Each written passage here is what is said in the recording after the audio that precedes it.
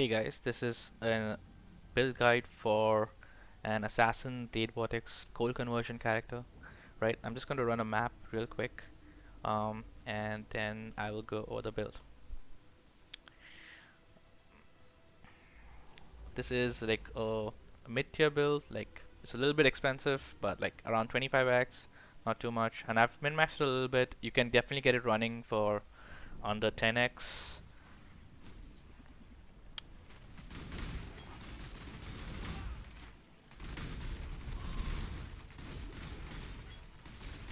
Not all murders are equal.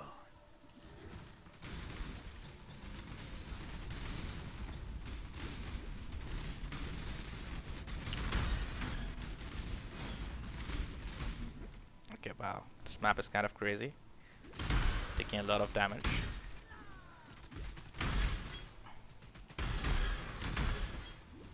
Uh, my Atlas is a weakness level 8, so everything is like super buffed.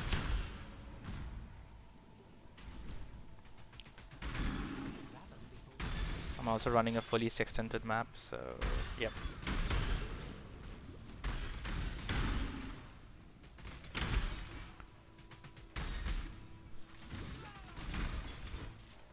Okay, here's the boss.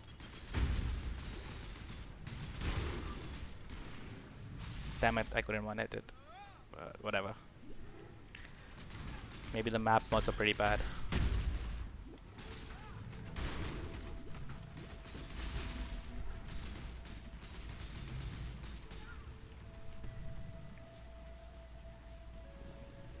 Oh no, it's taking so long to kill this boss. Ah, there you go. Super tanky. Alright, let's clear the map, then we kill the metamorph. I'm running right now on a map clear setup and not a single target setup, so the single target is kind of iffy. I hate phase bosses, like, just like irritate me. Alright,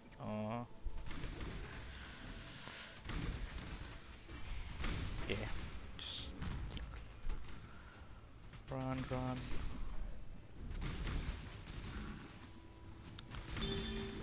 I don't know why I'm running this map, it has terrible layout, like, I just hate it.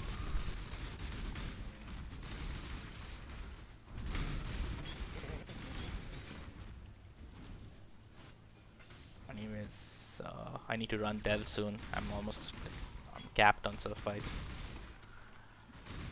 This character's amazing at delving, like super awesome. Like since he like shatters everything, you don't have to worry about corpses.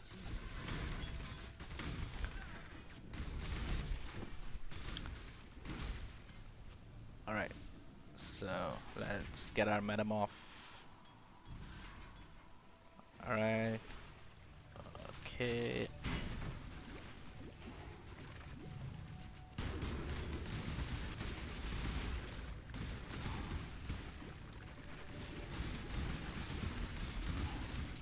Damn. This is a mess. I can't see where the metamorph is. Oh, damn it.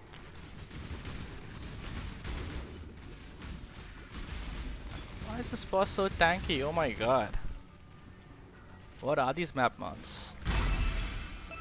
Right, whatever. So as you can see, I'm pretty tanky. I don't really die to anything, and this is like a fully juiced T16 map, right? Okay, so that was the map clear. Pretty bad showcase of single target, but maybe I'll upload another video with some shaper or something. Because if I swap concentrated effect for unleash, my single target goes through the roof. But with unleash, it's like only around like 2 million shaper DPS. So yeah, it's not too good for single target, at least in the T16s right now, with like monster resistances and map boss life and everything. But whatever, let's just go with the gear. Right.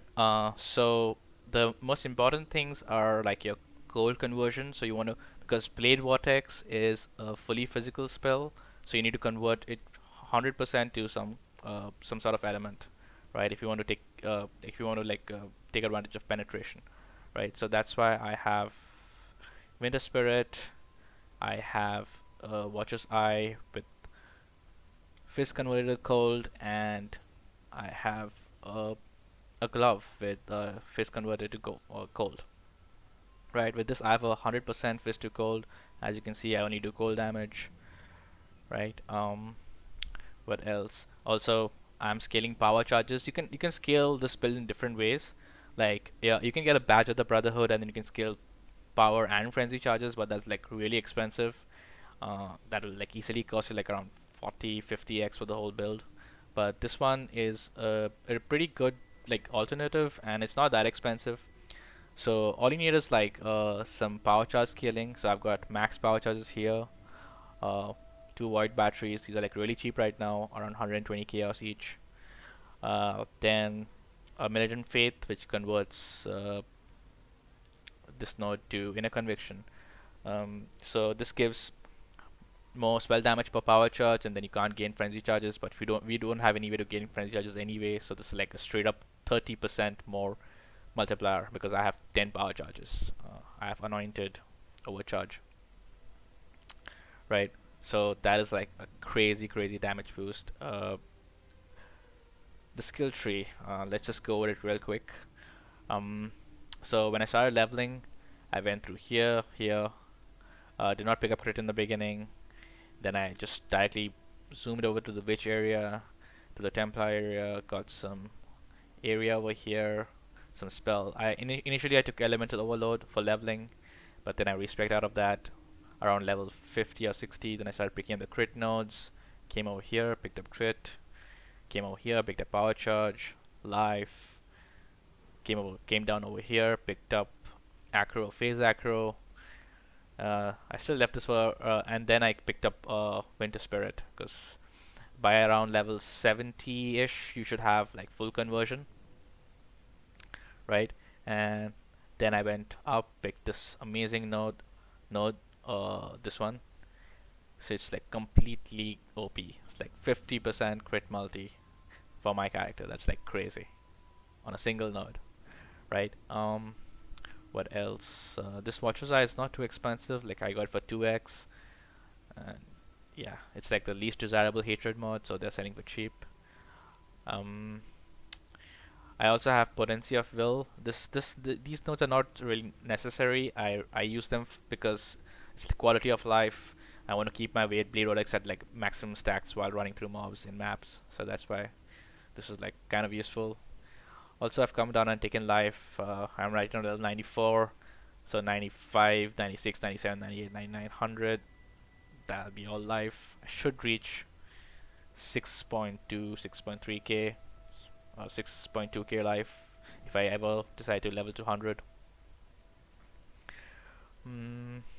What else? I think that about covers it for the skill tree, right? The other jewels are just generic spell damage, crit multi, and maximum life. This one is kind of expensive. This cost me like an 1x.